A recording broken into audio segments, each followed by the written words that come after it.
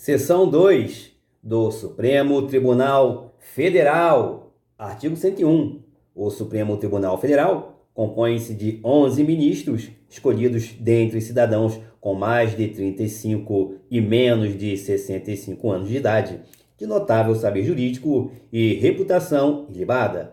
Parágrafo único. Os ministros do Supremo Tribunal Federal serão nomeados pelo Presidente da República depois de aprovada a escolha pela maioria absoluta do Senado Federal. Artigo 102. Compete ao Supremo Tribunal Federal, principalmente, a guarda da Constituição, cabendo-lhe, inciso 1, processar e julgar originariamente, a ação direta de constitucionalidade de lei ou ato normativo federal ou estadual e a ação declaratória de constitucionalidade de lei ou ato normativo federal. A linha B, nas infrações penais comuns, o Presidente da República, o Vice-Presidente, os membros do Congresso Nacional, seus próprios ministros e o Procurador-Geral da República. A linha C, nas infrações penais comuns e nos crimes de responsabilidade, os ministros de Estado e os comandantes da Marinha, do Exército e da Aeronáutica, ressalvado o disposto no artigo 52, inciso 1, os membros dos tribunais superiores, os do Tribunal de Contas da União e os chefes de missão diplomática de caráter permanente. A linha D, o habeas corpus, sendo paciente qualquer das pessoas referidas nas alíneas anteriores, o mandado de segurança e o habeas data contra atos do Presidente da República, das mesas da Câmara dos Deputados e do Senado Federal, do Tribunal de Contas da União, do Procurador-Geral da República e do próprio Supremo Tribunal Federal. A linha E, o litígio entre Estado estrangeiro ou organismo internacional e a União, o Estado, o Distrito Federal ou o território. A linha F, as causas e os conflitos entre a União e os Estados, a União e o Distrito Federal, ou entre uns e outros, inclusive as respectivas entidades da administração indireta. A linha G, a extradição solicitada por Estado estrangeiro. A linha H, revogada. A linha I, o habeas corpus, quando o coator for tribunal superior ou quando o coator ou o paciente for autoridade ou funcionário, cujos atos estejam sujeitos diretamente à jurisdição do Supremo Tribunal Federal ou se trate de crime sujeito à mesma jurisdição em uma única instância. A linha J, a revisão criminal e a ação rescisória de seus julgados. A linha L, a reclamação para a preservação de sua competência e garantia da autoridade de suas decisões. A linha M, a execução de sentença nas causas de sua competência originária, facultada a delegação de atribuições para a prática de atos processuais. A linha N, a ação em que todos os membros da magistratura sejam direta ou indiretamente interessados e aquela em que mais da metade dos membros do tribunal de origem estejam impedidos ou sejam direta ou indiretamente interessados. A linha O, os conflitos de competência entre o Superior Tribunal de Justiça e quaisquer tribunais, entre tribunais superiores ou entre estes e qualquer outro tribunal. A linha P, o pedido de medida cautelar das ações diretas de inconstitucionalidade. A linha Q, o mandado de injunção, quando a elaboração da norma regulamentadora for atribuição do Presidente da República, do Congresso Nacional, da Câmara dos Deputados, do Senado Federal, das mesas de uma dessas casas legislativas, do Tribunal de Contas da União, de um dos tribunais superiores ou do próprio Supremo Tribunal Federal. A linha R, as ações contra o Conselho Nacional de Justiça e contra o Conselho Nacional do Ministério Público. Inciso 2. Julgar em recurso ordinário. A linha A, o habeas corpus, o mandado de segurança, o habeas data e o mandado de injunção, decididos em única instância pelos tribunais superiores, se denegatória a decisão. A linha B, o crime político. Inciso 3. Julgar, mediante recurso extraordinário, as causas decididas em única ou última instância, quando a decisão recorrida. A linha A, contrariar dispositivo desta Constituição. A linha B, declarar a inconstitucionalidade de tratado ou lei federal. A linha C, julgar válida lei ou ato de governo local contestado em face desta Constituição. A linha D, julgar válida lei local contestada em face de lei federal. Parágrafo 1º. A arguição de descumprimento de preceito fundamental decorrente desta Constituição será apreciada pelo Supremo Tribunal Federal na forma da lei. Parágrafo 2º.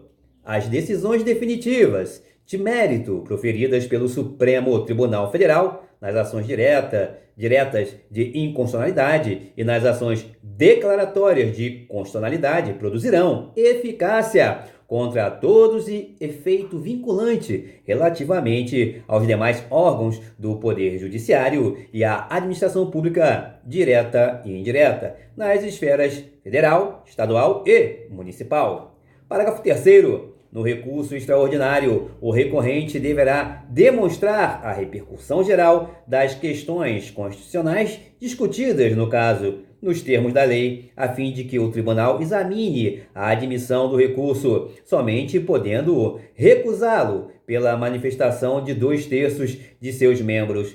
Artigo 103. Podem propor a ação direta de inconstitucionalidade e a ação declaratória de constitucionalidade. Inciso 1. O Presidente da República. Inciso 2, a mesa do Senado Federal. Inciso 3, a mesa da Câmara dos Deputados. Inciso 4, a mesa de Assembleia Legislativa ou da Câmara Legislativa do Distrito Federal.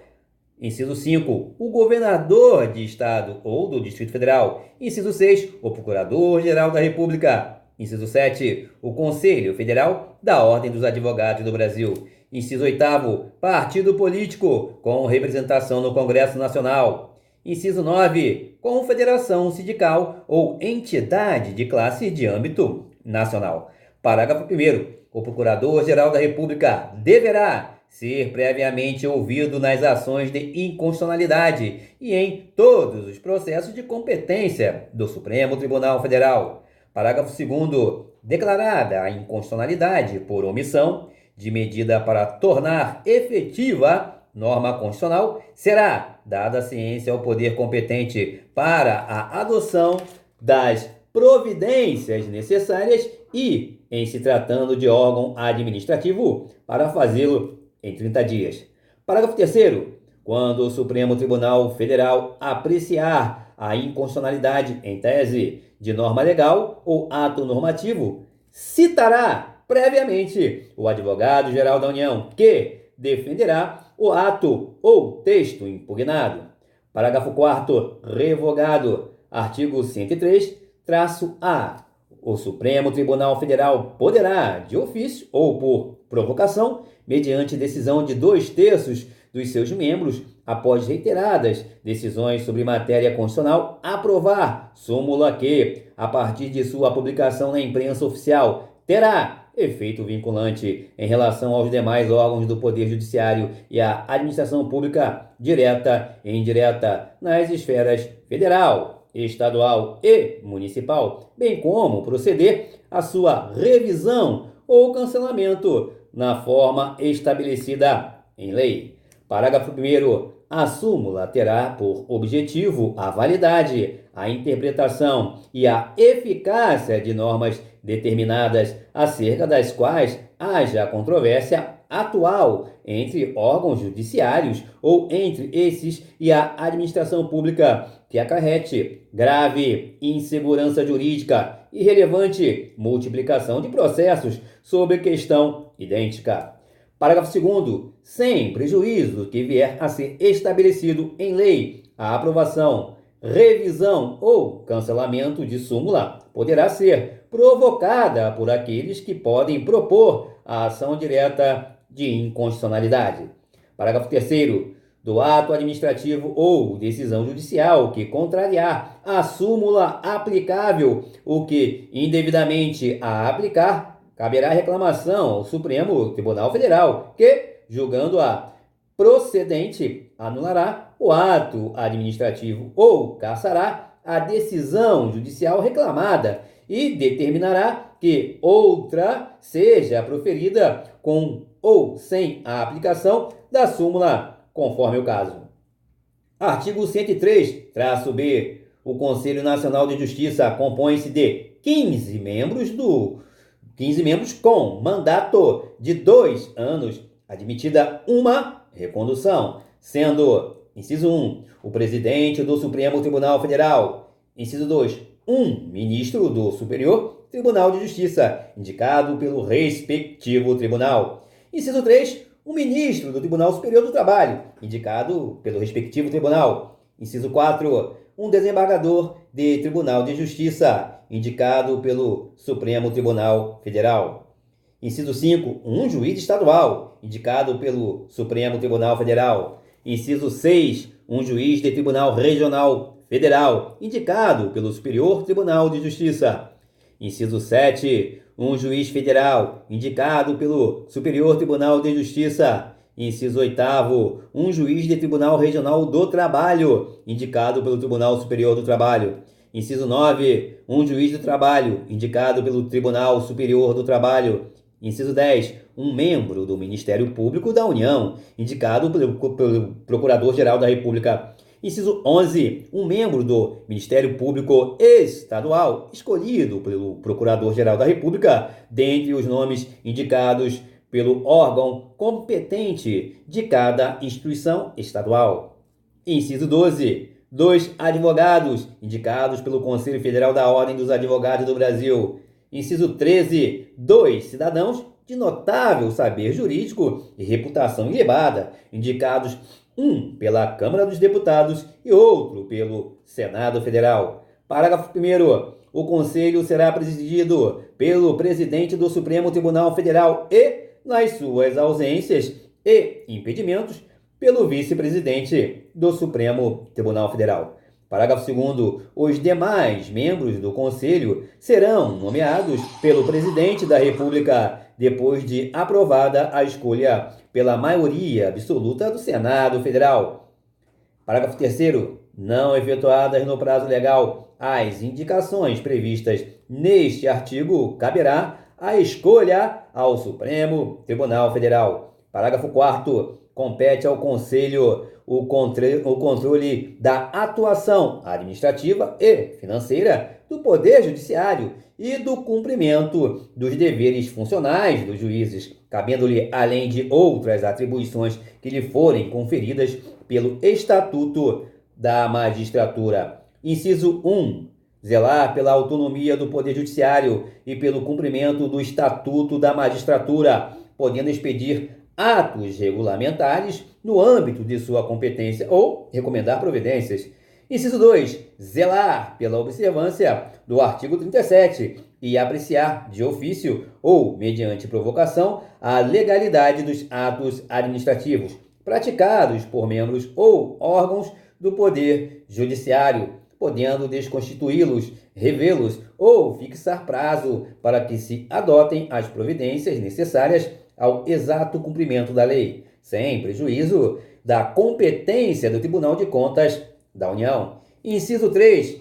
Receber e conhecer das reclamações contra membros ou órgãos do Poder Judiciário, inclusive, e contra seus serviços auxiliares, serventias e órgãos prestadores de serviços notariais e de registro que atuem por delegação do poder público ou oficializados sem prejuízo da competência disciplinar e correcional dos tribunais, podendo avocar processos disciplinares em curso e determinar a remoção, a disponibilidade ou a aposentadoria com subsídios ou proventos proporcionais ao tempo de serviço e aplicar outras sanções administrativas, assegurada ampla defesa. Inciso 4. Representar ao Ministério Público no caso de crime contra a administração pública ou de abuso de autoridade. Inciso 5. Rever, de ofício ou mediante provocação, os processos disciplinares de juízes e membros de tribunais julgados há menos de um ano. Inciso 6. Elaborar semestralmente relatório estatístico sobre processos e sentenças prolatadas por unidade da Federação nos diferentes órgãos do Poder Judiciário. Inciso 7. Elaborar relatório anual, propondo as providências que julgar necessárias sobre a situação do Poder Judiciário no país e as atividades do Conselho, o qual deve integrar mensagem do presidente do Supremo Tribunal Federal a ser remetida ao Congresso Nacional por ocasião da abertura da sessão legislativa.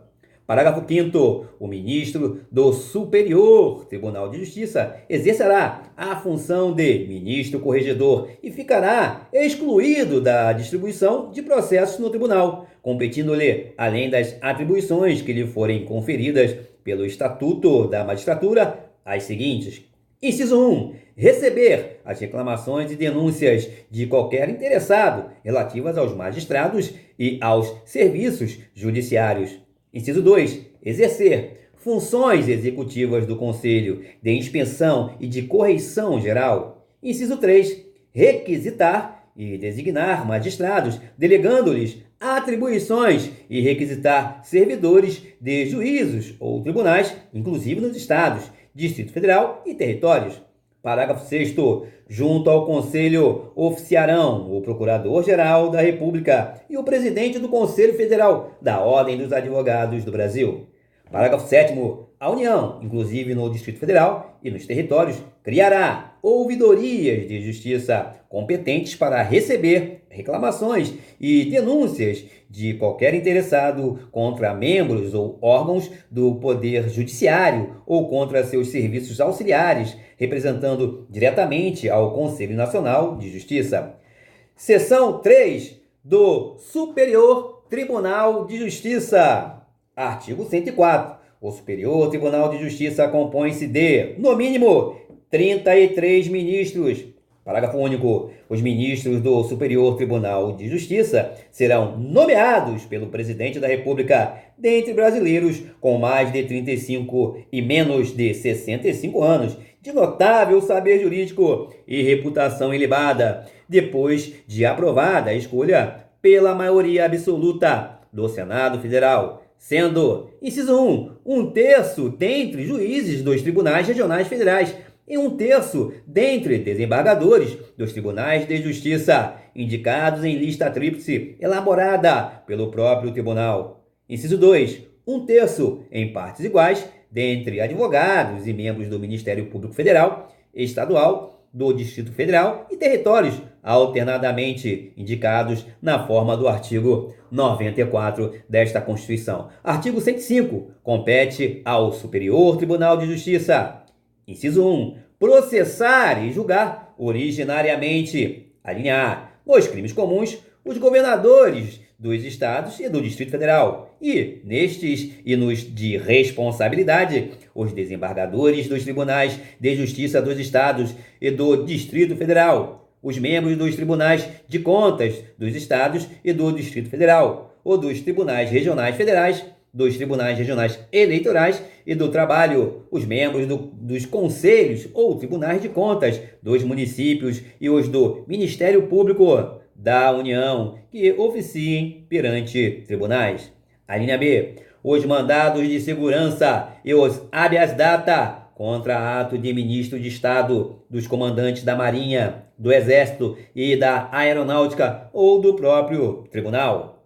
A linha C. Os habeas corpus quando o coautor ou o paciente for qualquer das pessoas mencionadas na linha A, ou quando o coautor for tribunal sujeito à sua jurisdição, ministro de Estado ou comandante da Marinha, do Exército ou da Aeronáutica, ressalvada a competência da Justiça Eleitoral. A linha D. Os conflitos de competência entre quaisquer tribunais, ressalvado o disposto no artigo 102, inciso 1, a linha O, bem como entre tribunal e juízes a ele não vinculados e entre juízes vinculados a tribunais diversos.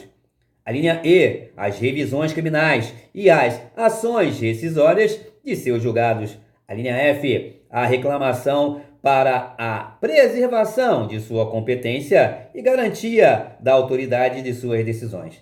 A linha G, os conflitos de atribuições entre autoridades administrativas e judiciárias da União ou entre autoridades judiciárias de um Estado e administrativas de outro ou do Distrito Federal ou entre as destes e da União. A linha H, o mandado de injunção, quando a elaboração da norma regulamentadora for atribuição de órgão, entidade ou autoridade federal da administração direta ou indireta, excetuados os casos de competência do Supremo Tribunal Federal e dos órgãos da Justiça Militar, da Justiça Eleitoral, da Justiça do Trabalho e da Justiça Federal. A linha I, a homologação de sentenças estrangeiras e a concessão de exequatur às cartas rogatórias. Inciso 2, julgar em recurso ordinário. A linha A, os habeas corpus decididos em única ou última instância pelos tribunais regionais federais ou pelos tribunais dos estados, do Distrito Federal e territórios, quando a decisão for denegatória. A linha B, os mandados de segurança decididos em única instância pelos tribunais regionais federais ou pelos tribunais dos estados do Distrito Federal e territórios, quando denegatória a decisão. A linha C, as causas em que forem partes Estado estrangeiro ou organismo internacional de um lado e do outro município ou pessoa residente ou domiciliada no país. Inciso 3, julgar em recurso especial as causas decididas em única ou última instância pelos tribunais regionais federais ou pelos tribunais dos estados, do Distrito Federal e territórios, quando a decisão recorrida. A linha A, contrariar tratado ou lei federal ou negar-lhes vigência. A linha B, julgar válido ato de governo local contestado em face de lei federal. A linha C, der à lei federal interpretação divergente da que lhe haja atribuído outro tribunal. Parágrafo único. Funcionarão junto ao Superior Tribunal de Justiça. Inciso 1. A Escola Nacional de Formação e Aperfeiçoamento de Magistrados, cabendo-lhe, dentre outras funções, regulamentar os cursos oficiais para o ingresso e promoção na carreira. Inciso 2. O Conselho da Justiça Federal, cabendo-lhe exercer, na forma da lei, a supervisão administrativa e orçamentária da Justiça Federal, de primeiro e segundo graus, como órgão central do sistema e com poderes correcionais, cujas decisões terão caráter vinculante. Seção 4. Dos tribunais regionais federais e dos juízes federais. Artigo 106. São órgãos da Justiça Federal. Inciso 1. Os tribunais regionais federais. Inciso 2. Os juízes federais. Artigo 107. Os tribunais regionais federais compõem-se de, no mínimo, 7 juízes recrutados, quando possível, na respectiva região e nomeados pelo Presidente da República, dentre brasileiros com mais de 30 e menos de 65 anos, sendo, inciso 1, 1/5 dentre advogados com mais de 10 anos de efetiva atividade profissional e membros do Ministério Público Federal com mais de 10 anos de carreira. Inciso 2. Os demais, mediante promoção de juízes federais com mais de 5 anos de exercício por antiguidade e merecimento, alternadamente. Parágrafo 1º. A lei disciplinará a remoção ou a permuta de juízes dos tribunais regionais federais e determinará sua jurisdição e sede. Parágrafo 2º. Os tribunais regionais federais instalarão a justiça itinerante, com a realização de audiências e demais funções da atividade jurisdicional nos limites territoriais da respectiva jurisdição, servindo-se de equipamentos públicos e comunitários. Parágrafo 3º. Os tribunais regionais federais poderão funcionar descentralizadamente, constituindo câmaras regionais, a fim de assegurar o pleno acesso do jurisdicionado à justiça em todas as fases do processo. Artigo 108. Compete aos tribunais regionais federais, inciso 1, processar e julgar originariamente, a linha A, os juízes federais da área de sua jurisdição, incluídos os da Justiça Militar e da Justiça do Trabalho, dos crimes comuns e de responsabilidade, e os membros do Ministério Público da União, ressalvada a competência da Justiça Eleitoral. A linha B, as revisões criminais e as ações rescisórias de julgados seus ou dos juízes federais da região. A linha C, os mandados de segurança e o habeas data contra ato do próprio tribunal ou de juiz federal. A linha D, os habeas corpus quando a autoridade coatora for juiz federal. A linha E, os conflitos de competência entre juízes federais vinculados ao tribunal. Inciso 2. Julgar, em grau de recurso, as causas decididas pelos juízes federais e pelos juízes estaduais no exercício da competência federal da área de sua jurisdição. Artigo 109. Aos juízes federais compete processar e julgar, inciso 1, as causas em que a União, entidade autárquica ou empresa pública federal forem interessadas na condição de autoras, réis, assistentes ou oponentes, exceto as de falência, as de acidentes de trabalho e as sujeitas à Justiça Eleitoral e à Justiça do Trabalho. Inciso 2. As causas entre Estado estrangeiro ou organismo internacional e município ou pessoa domiciliada ou residente no país. Inciso 3. As causas fundadas em tratado ou contrato da União com o Estado estrangeiro ou organismo internacional. Inciso 4. Os crimes políticos e as infrações penais praticadas em detrimento de bens, serviços ou interesse da União ou de suas entidades autárquicas ou empresas públicas, excluídas as contravenções e ressalvada a competência da Justiça Militar e da Justiça Eleitoral. Inciso 5. Os crimes previstos em tratado ou convenção internacional, quando iniciada a execução no país, o resultado tenha ou deve-se ter ocorrido no estrangeiro ou reciprocamente. Inciso 5-A. As causas relativas a direitos humanos a que se refere o parágrafo 5º deste artigo. Inciso 6. Os crimes contra a organização do trabalho e, nos casos determinados por lei, contra o sistema financeiro e a ordem econômico-financeira. Inciso 7. Os habeas corpus em matéria criminal de sua competência ou quando o constrangimento provier de autoridade cujos atos não estejam diretamente sujeitos a outra jurisdição.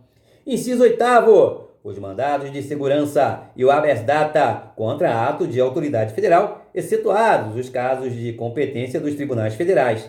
Inciso 9. Os crimes cometidos a bordo de navios ou aeronaves, ressalvada a competência da Justiça Militar. Inciso 10. Os crimes de ingresso ou permanência irregular de estrangeiro, a execução de carta rogatória após o exequatur e de sentença estrangeira após a homologação, as causas referentes à nacionalidade, inclusive a respectiva opção e a naturalização.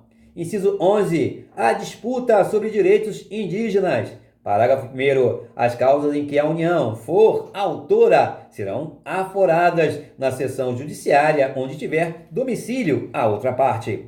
Parágrafo 2º. As causas intentadas contra a União poderão ser aforadas na seção judiciária em que for domiciliado o autor, naquela onde houver ocorrido o ato ou fato que deu origem à demanda ou onde esteja situada a coisa ou ainda no Distrito Federal. Parágrafo 3º. Serão processadas e julgadas na Justiça Estadual, no foro do domicílio dos segurados ou beneficiários, as causas em que forem parte instituição de previdência social e segurado, sempre que a comarca não seja sede de vara do juízo federal. E, se verificada essa condição, a lei poderá permitir que outras causas sejam também processadas e julgadas pela Justiça Estadual. Parágrafo 4º. Na hipótese do parágrafo anterior, o recurso cabível será sempre para o Tribunal Regional Federal, na área de jurisdição do juiz de primeiro grau.